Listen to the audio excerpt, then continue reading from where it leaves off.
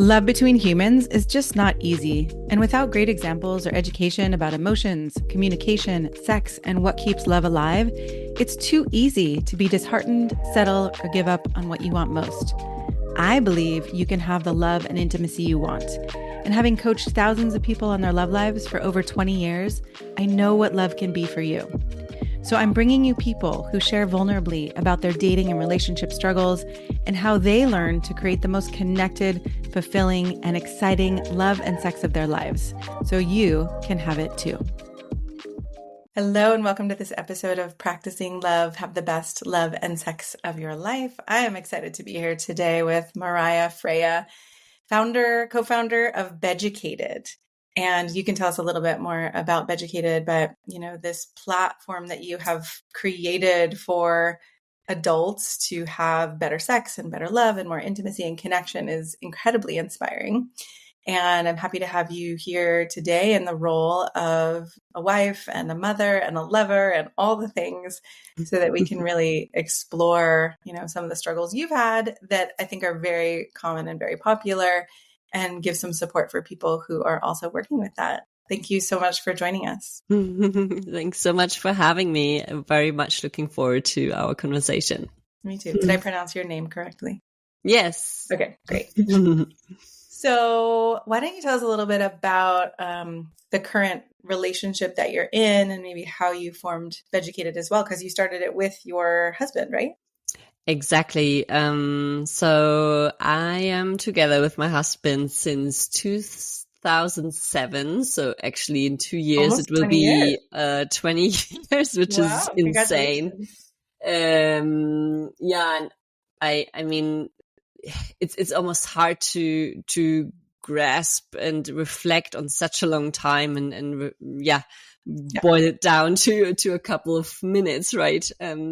The whole process and ups and downs. You were young when you got together, so you're almost 40, 38. So you were about 18 or so, or 20? No, so I'm 36 now. I'm 36 now. So yeah, we got together when I was 22-ish. Okay. Yeah, around that. So we basically work together. We live together as husband and wife. We have 2 young kids, 3 years old and 6 year old. So our whole work, life, family balance is sort of intertwined, and so it comes with specific challenges, and I think in this episode I'd love to share a bit more about how to basically navigate as a fairly fresh mother, not too long ago, sort of slowly turning or walking towards 40s, I'm finding my own way in my love life and finding my own role in my love life, and how to navigate with, all the things around it, and all the craziness and all the... Yeah.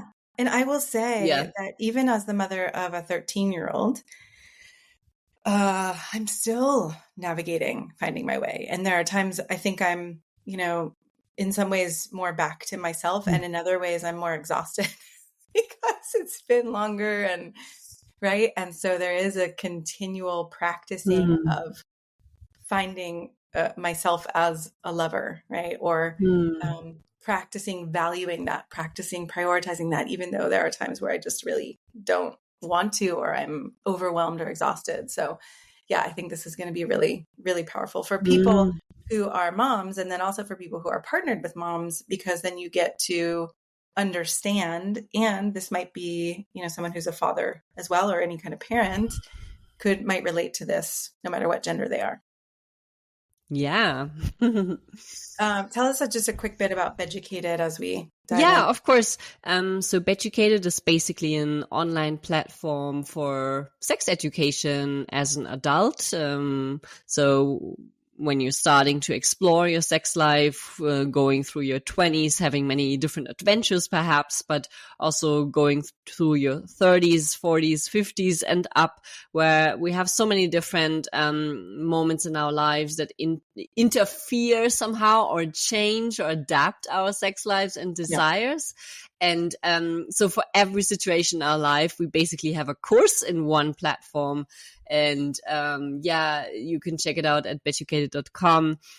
We have over 40 different instructors who are basically guiding you through whatever issue or moment in your life you're experiencing connected with your sex life. And awesome. It's an e-learning platform. You can study from the comfort of your home. It's super easy to navigate. And it's all about the A to Z from sexuality, I'd say. Awesome. Such an important resource. Thank you. Good. Okay. So let's talk a little bit about the struggle. What has it been like for you as a mom, trying to find yourself as a lover again, or however you want to start? Yeah. I mean, for me, the birth of my 2 kids is not too long ago, whereas for you, it's a little longer ago. So I'd say, the transformative experience of giving birth of 2 kids and having also, the whole healing process around it was definitely not an easy one. I mean, I had not the most complicated birth, but I basically broke my coccyx in my first birth, which was unfortunate, and I didn't even realize it.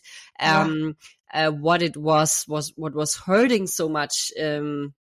Because I thought it was part of the birthing process, only a couple of months later we were like X-raying it and realizing, okay, this is actually broken. And it's such a delicate part of all the nerves coming together, and just very tricky to heal that. Luckily I found great osteopathic healers and things that we could do there.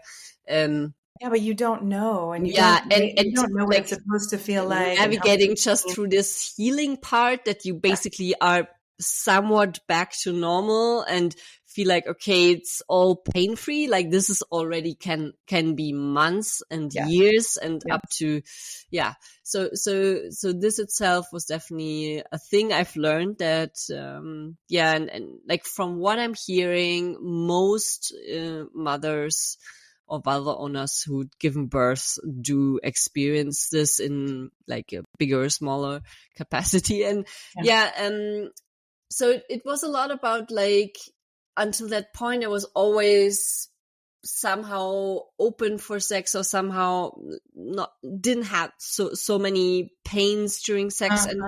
And that was definitely something new. Can we also note that you now also have another being in your home demanding. So that's the other, so there are many different aspects of that, but surely so that was that one thing. And then having, of course, a completely new being in our lives, which was beautiful and lovely, and at the same time like crazy, and you don't know what you're doing. And so your life gets put upside down, and I think everyone can relate who has kids. What I just found for myself was, I went so all into that mother role and sort of forgot a little bit about that other roles I had before being a mother. And like I had the feeling for my husband, it was much easier to switch between those roles, or like, I mean, maybe because he wasn't going through like this physical transformation during birth that, wouldn't impact him physically. And it seemed he was much quicker back on his feet in terms of like like the small traumas husbands experience when they become fathers or when they're part of the birthing process. So I think they also have some sort of like libido loss after that, a little bit, but like it seemed like it went much quicker back. So the imbalance of where you are as a mother in terms of libido, just huge. So, and of course, like, if you have a patient partner, like they sit with you and they know like this is all a crazy situation and time, and you kind of like, me and my husband, we were like chatting and saying, yeah, like this is just a crazy time and we know it will be better. And and it's interesting. I think it's something that a lot of couples tell each other. And I wonder, you know, to which point you can still say that, because it keeps turning eventually into an excuse of, you know, not really changing. Yeah. It's an interesting question of, right, at what point do we have to step in and shift the dynamic, right? Mm-hmm. Because I think we want to honor that your body went through trauma. Your chemistry has been taken over. You're being pulled at. Every inch of you is being pulled at by another being. And some for dads, but less so, right? So I think it is slower for many moms. Especially if you're breastfeeding, for example. Yes. I was breastfeeding my first one for 2 years, my second one for 6 months. So 2.5 years just breastfeeding and being, you know. I remember being like, I do not want anyone to touch my body. It's exactly. I was also losing quite some weight, so like fighting against that as well, to have enough strength to do it all, and like so much, just a lot. And I think when we were, I mean, we decided after 2.5 years to get another kid, and then we had the whole game again from the beginning. So obviously, within those 4 years, there wasn't much possible, and that's okay. And I think saying yes to that, you know, low life in terms of sex, or low life in terms of like desire and anticipation, like that's okay. Like and now yes to the different phases, and not making it mean that something's wrong or taking it exactly personally. And then in the same time, I felt like the rescue came when we suddenly had 2 kids in childcare. I think that basically was for us a turning point of like, okay, both of them are now in childcare. Yeah. I mean, lucky for us, we are working in the same company. We have basically more or less the same schedule. We are in a home office since the pandemic. So we basically have like sort of a flexible schedule in some way. And that was acknowledge that many couples don't have that. So even though the kids go back to childcare, there's still a discrepancy there. Yeah, but we basically realized, hey, suddenly there's time. And strangely, we were sort of firstly starting to focus on, you know, okay, then I go to the gym or, you know, or like I do suddenly stuff for myself. Exactly. So it started with ourselves, and I did some yoga, my partner did tennis. And so we sort of also split up a little bit, I'd say. And I think this was actually a really good thing for us individually, being together all day long in the same office or home office, and to kind of have this separate space, because suddenly, and I think that's also with the kids, we're very like equal how we run our family, and like our business is together, our bank account is together, and everything's like basically everything is so there's also like a tendency to look after the kids together and not like really give each other some free time. So like we realized that one day when the kids were actually in childcare, that I mean, there's not necessarily a need to do everything together. And that started to create again this like slight anticipation towards each other, or sort of like some more space from each other. Yes, exactly. Because I think that's a very common thing, is that I know I feel that sometimes I need to be away from my partner to want him to come back. Right? Yeah, exactly. All the time. There is something that can help. So I think a business trip here and there, or like booking holidays with friends instead of your partner, can be a really, really great thing. So allowing each other more freedom in that sense kind of brought us back to that original intimate space that we had before the kids. And now we are, I think we now perfectionize this even more. So we,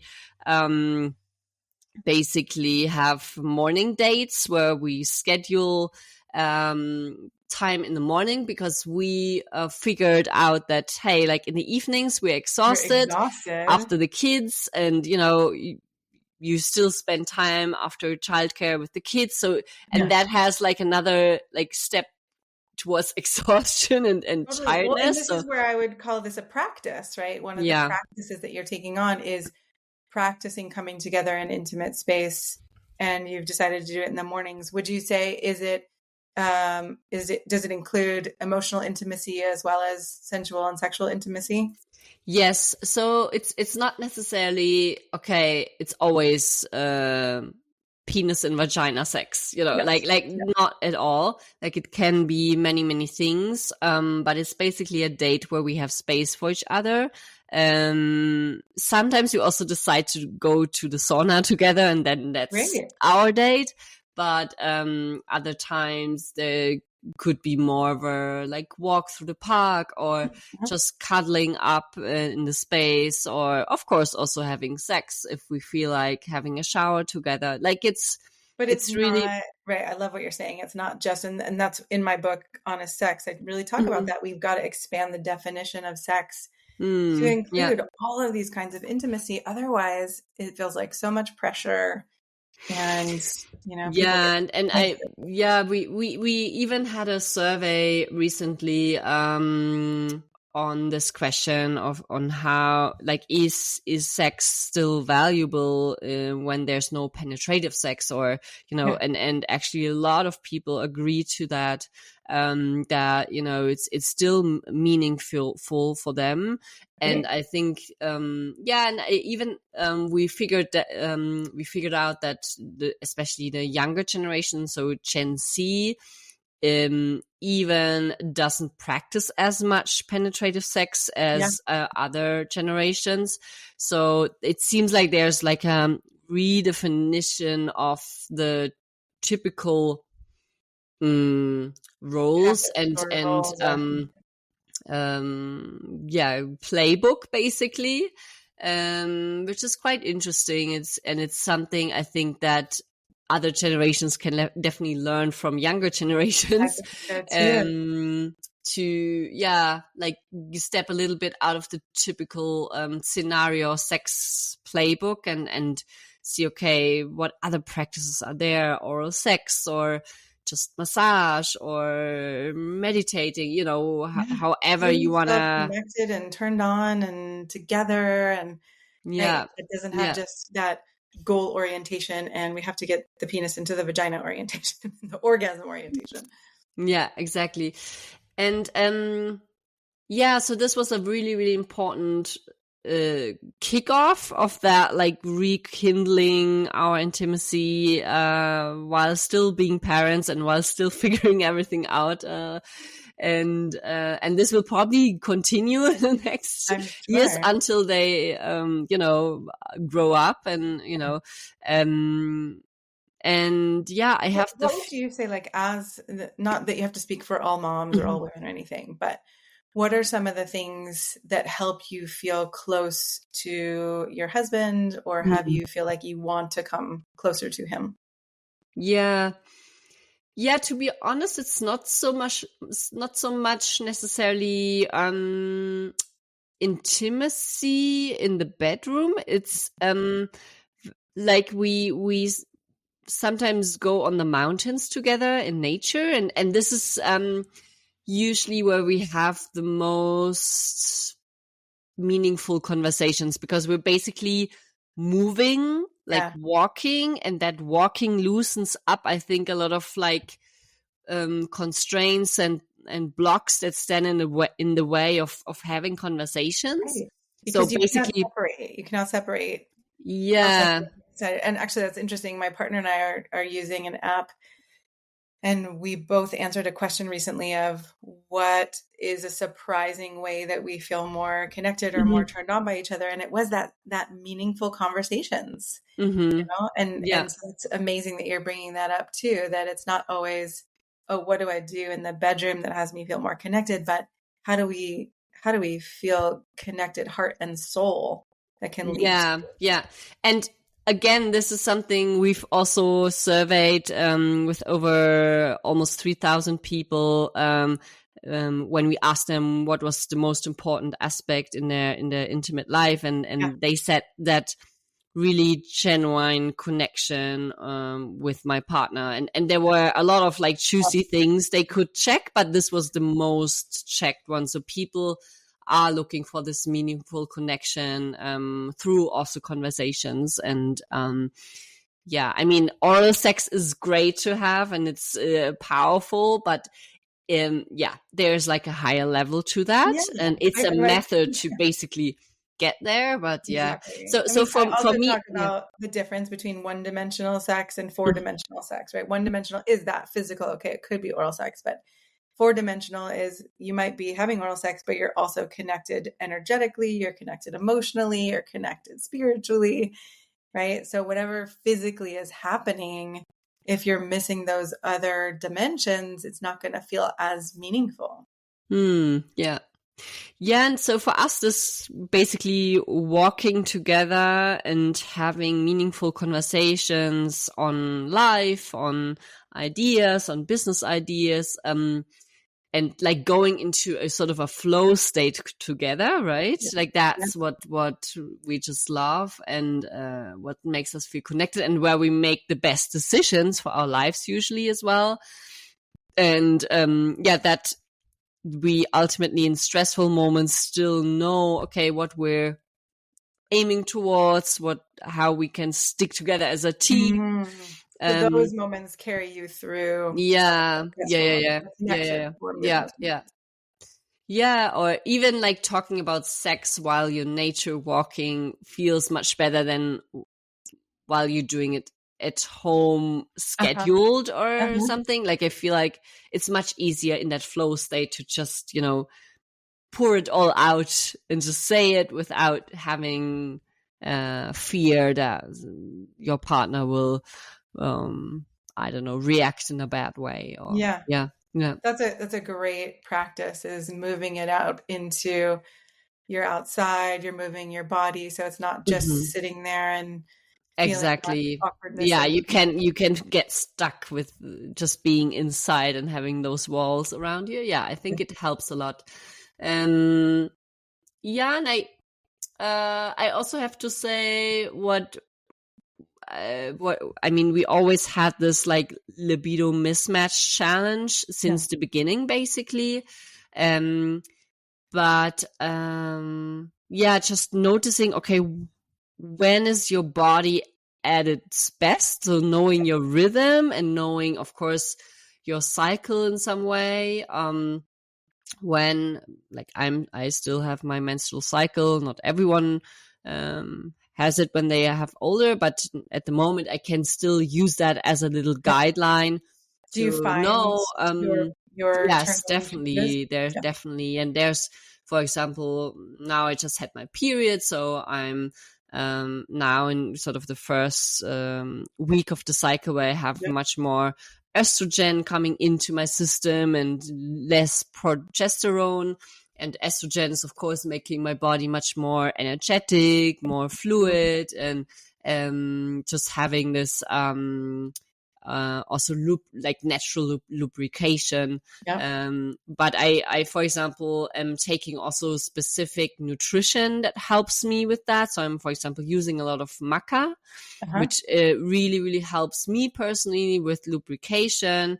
It also has like natural hormonal balancing way. So there's also that side that helps me personally to feel at my best, whether that's being a mother, being a CEO, or just a partner. What I love you're also pointing to is, okay, I have to pause and take enough time to know my own body, know my own cycles, right? I mean, and as I'm older than you are, I started to get to this point where I realized something is not right here because I was feeling so depleted. And so now I am taking estrogen supplementation and, finding, okay, this is another phase of coming back to myself and understanding how does my body work? And, it's different than it was before. And I think we can't expect things to stay the same, or when we're trying to get back to how it was, that can be more painful than if we are really trying to explore what is it like now. And moving forward, what can we do to basically go to a new point in time, which might not feel exactly how it was, but can still feel amazing and even more intimate or more meaningful. Yeah, exactly. So there's this openness that I'm trying to cultivate, with every phase that's coming, and there will also be menopause and all the things coming in my life in the next 10, 20 years, and it's another new opportunity to basically shift something and change something up.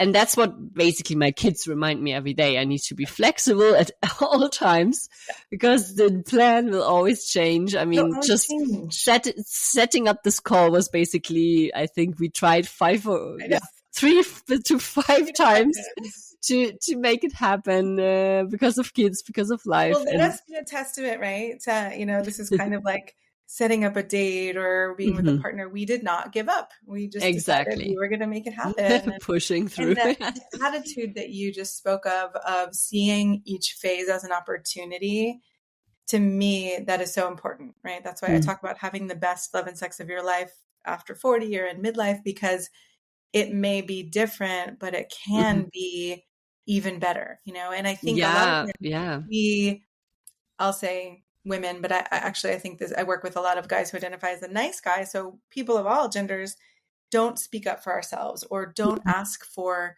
what we want, or we are afraid of being too high maintenance or being a burden or any of these things. And the older we get, I think the more we can start to see, okay, if I really want to be intimate, I want to actually be known, and I want to risk these parts of me that, seem like, I used to not want to be a prude or be a slut or be too this or be too that. What if I actually show up with my partner as who I am? Yeah, I love that. And I think also reflecting back to my work at Beducated, I think a lot of our users just appreciate the diversity of our offers so much, because it's like a whole silver platter of chocolate, sweets, and pralines, and you can basically try them out and see if they work for you, and if not, you can put them back and something else. And and depending on where you're at in your life and what's challenging right now, there's always an opportunity there to take it and redefine it and make it work for you. And especially with sex, there might be physical challenges. Okay, then that means you don't have penetrative sex, but you have really, really great massages together, or sex that's not penetrative and that could still be, quote, sexual or genital. Exactly. There's so many amazing kink practices, role plays that that can be explored if you fancy them. So I think, it's like that, having that openness to try out a new sweet and see how that works for you. And which I just want to acknowledge is also can be very vulnerable to try something new. Mm-hmm. And even though you may be in a long-term relationship and feel safe with your partner, I've also heard people in partnerships say, ooh, it's even more scary because I really care how this person thinks of me. And so that is why I tend to do a lot of the work around the communication. How do we talk about this? How do we, open up and feel safe and create that safety together? Yeah. Yeah, super, super important. I feel like we should have already at school, someone who helps us with that. Like, how do I talk with my parents about a bad grade and, what that does to me emotionally? And then later on, how do I talk to my partner about a certain need? That's very intimate to me. Often boils down to the same skill, right? It does. It really does. Yeah. Amazing. Is there anything else you can say either that's helped you and your husband, or anything else, again, that's just, been important for you in this journey?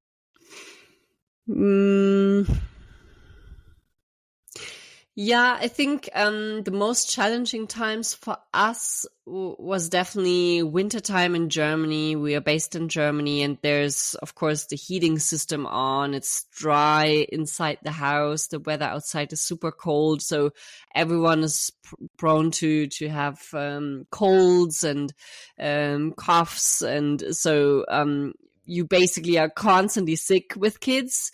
And that's for months. And I think, like trying to respect each other's mental health and being able to not get burned out in this particular time, and like boosting yourself as much as you can, give each other as much time to go to sports, to, like when it's super, super intense. I think that's the time where you need to give each other the most space to do whatever that person needs. That's really generous, right? Because and it's also hard because you are also in need of that. So those are the moments where it can feel very scarce, and that what you want might never happen, and to watch those stories and to be generous, like you're saying, with your partner. Yeah. And actually now we, so this basically third winter with 2 kids, we actually brought an au pair to our home. So of course not everyone can afford this, but, there might be ways of asking your family community for help in those crazy times. And that's a very vulnerable thing as well to do, asking for help and really gathering a tribe around yourself to get that support system.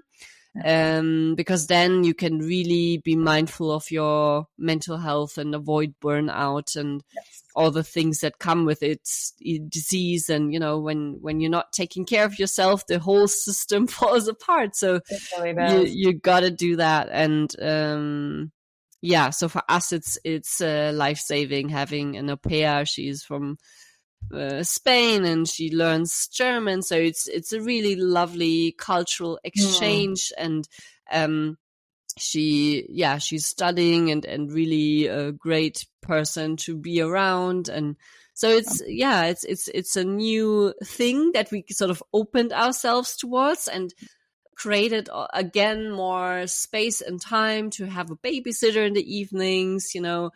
We go out we were on some concerts lately, and just having cultural input, like you're saying, that cultural input, that being outside. I remember during the pandemic, I was feeling less turned on, and then realized, I'm not seeing shows, I'm not hearing music, I'm not seeing fruits, right? Yes. It's really so important for our own inspiration and sex drive, for sure.